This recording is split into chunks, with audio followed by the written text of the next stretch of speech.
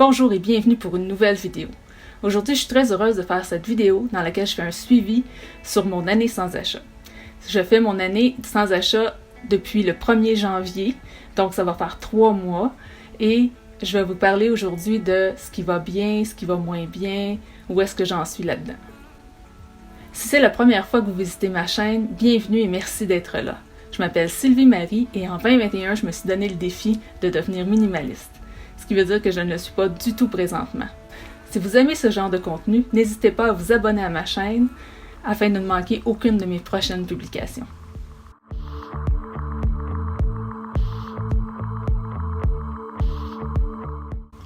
Alors sans plus tarder, allons dans le vif du sujet. Une année sans achat, ou en fait quelques mois sans achat présentement, ça se vit au jour le jour. Comme le premier mois, j'ai trouvé ça vraiment difficile parce qu'à tous les jours, j'allais encore magasiner en ligne et je trouvais quelque chose que je voulais, qui serait utile ou que j'aurais juste envie d'acheter. Et j'avais envie de me dire « Ah, tant pis, je mets ça dans le panier, passe à la caisse, puis let's go ». Mais j'ai résisté en me parlant, en me disant que non, c'était une année sans achat que je faisais puis que c'était normal qu'au début, ça soit difficile, mais que ça s'améliorerait avec le temps. Depuis, ça s'est beaucoup calmé et ma tendance à aller magasiner en ligne quand les choses sont difficiles ou que je vais pas bien s'est beaucoup estompée. Il y a aussi mon attitude qui a changé par rapport au magasinage en ligne. Avant, quand je voyais quelque chose que je voulais ou que j'aurais besoin, j'avais envie de l'acheter. Maintenant, je me dis, je vais le mettre de côté puis quand j'en aurai vraiment besoin, je vais savoir que je peux acheter ça et ça va faire l'affaire. Mais j'ai pas le désir de passer à la caisse. Il y a encore des fois où il faut que je me parle, mais ça va quand même bien. Je suis curieuse de savoir si vous trouvez ça plus difficile magasiner en ligne sans acheter ou aller magasiner en vrai dans un magasin. Donc si vous voulez me donner la réponse à cette question, n'hésitez pas à la laisser dans les commentaires ci-dessous. Comme je disais, il y a aussi le fait que j'y vais beaucoup moins. En fait, j'y vais presque plus. Ça aide énormément. Parce que, mettons que tu veux faire une période sans achat, que ce soit une année ou quelques semaines, et que tu passes ta journée au magasin, c'est difficile parce qu'à un moment donné, tu vas trouver quelque chose que tu veux vraiment. Fait qu'en évitant d'aller magasiner en ligne, ça a aussi évité d'avoir des tentations. Un autre aspect qui m'a frappé dans les derniers 3 mois, c'est notre société de consommation. Le consumérisme, c'est une société axée sur la consommation où l'acquisition de biens égale le succès. Donc, on veut toujours le dernier cri, le dernier modèle, la dernière tendance, le plus beau. Et c'est ça qui, pour nous, devient le succès, mais en fait, on sait que c'est vide de sens et qu'au final, on n'est pas plus heureux parce qu'on a une auto de l'année versus une auto d'il y a 5 ans. Et si on pense à avant, les samedis dimanches, c'était des journées pour passer en famille. On allait visiter nos parents, nos grands-parents, nos mononcles, nos matantes. Maintenant, qu'est-ce que les gens font la fin de semaine? Ils vont magasiner. Donc, le magasinage a remplacé la famille, ce qui n'est pas nécessairement la meilleure des choses. Aussi, on pense au téléphone. Avant, un téléphone, on changeait ça quand ça brisait, puis ça brisait pas souvent. Maintenant, si ton cellulaire a plus que 2 ans, tu es déjà dépassé par la technologie. Je suis devenue excessivement consciente de tous ceux qui veulent se mettre la main dans ma poche. Partout, on veut que je dépense. Donc, je travaille fort pour développer ma débrouillardise. Et maintenant, quand j'ai l'impression que j'aurais besoin de quelque chose, eh bien, je me dis, si c'était impossible d'acheter quoi que ce soit, si ça n'existait plus, comment je pourrais me débrouiller avec ce que j'ai?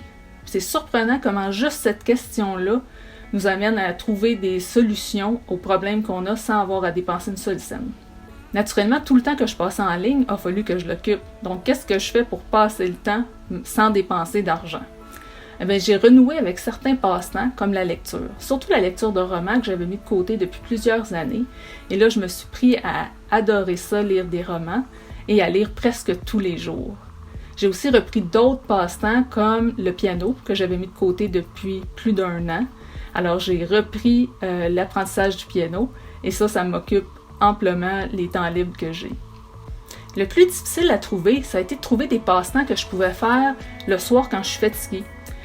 Et pour ça, je me suis tournée vers le Diamond Painting. Si vous ne savez pas c'est quoi, c'est l'application de petites billes sur un canevas qui est comme autocollant.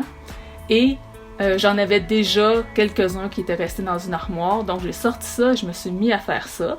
J'ai aussi redécouvert le plaisir de colorier avec de bons vieux crayons Prismacolor. Ça aussi, c'est super le fun. C'est un passe-temps que beaucoup de gens aiment. Je suis d'ailleurs curieuse de savoir si vous aimez ça, vous colorier. Laissez-moi la réponse dans les commentaires, s'il vous plaît. Maintenant, voyons tout ce que j'ai dépensé cette année. J'ai pris en note chacune de mes dépenses depuis le début de l'année et j'ai fait une analyse de ceux-ci sur 3 mois. Et voici les catégories dans lesquelles j'ai dépensé. La plus importante et de loin, c'est ma santé.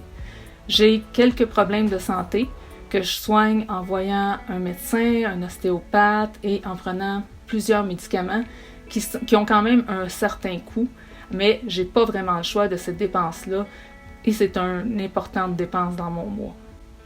Ensuite, je me suis aussi payé des cours.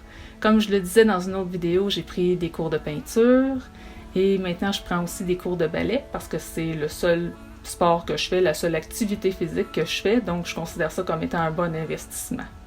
Une autre de mes dépenses rentre dans une de mes exceptions dans les règles pour mon année sans achat, c'est-à-dire quelque chose de nouveau que j'avais pas et que je considère essentiel. J'ai donc acheté une couverture chauffante pour la voiture et c'est la seule dépense vraiment hors sujet, si on veut, qui n'est pas considérée nécessairement comme essentielle dans le sens de vital, mais que je regrette pas du tout d'avoir fait parce que c'est vraiment bien pour l'auto. Alors voilà, à part la bouffe, l'électricité et les autres dépenses fixes, c'est les seules dépenses que j'ai faites depuis 3 mois. Maintenant, parlons de mon ménage débarras. J'ai établi 52 catégories en début d'année dans lesquelles je voulais passer pour faire du débarras. J'ai pas fait grand-chose à date. J'ai fait 2 catégories de maquillage et mon hall d'entrée. J'aurais dû en avoir fait 12 depuis le début de l'année et j'en ai fait 3. Donc je sais qu'il va falloir que je me rattrape sur ma planification parce que je suis en retard. J'ai déjà établi un plan pour me rattraper, je vais vous en parler dans une prochaine vidéo. Et honnêtement, je le fais pas parce que je trouve ça difficile de me débarrasser de mes affaires. Même si j'en ai trop, j'en ai d'une façon excessive que je pourrais jamais tout utiliser, je trouve ça difficile de laisser aller certaines catégories d'objets. J'ai juste fait mes fards à joues puis mes poudres bronzantes dernièrement, puis j'ai trouvé ça super difficile, donc on parle pas du reste. Tout de même, il y a quand même du ménage débarras qui se fait au fur et à mesure. Comme là, dernièrement, j'ai fait le tour de mes bijoux, je me suis débarrassée de certaines pièces, c'était pas prévu dans une de mes catégories. Il y a aussi mes rouges à lèvres que je teste un à un, et quand j'en ai un que j'aime pas ou qu'il me fait pas bien, ben je le mets de côté parce qu'il va s'en aller.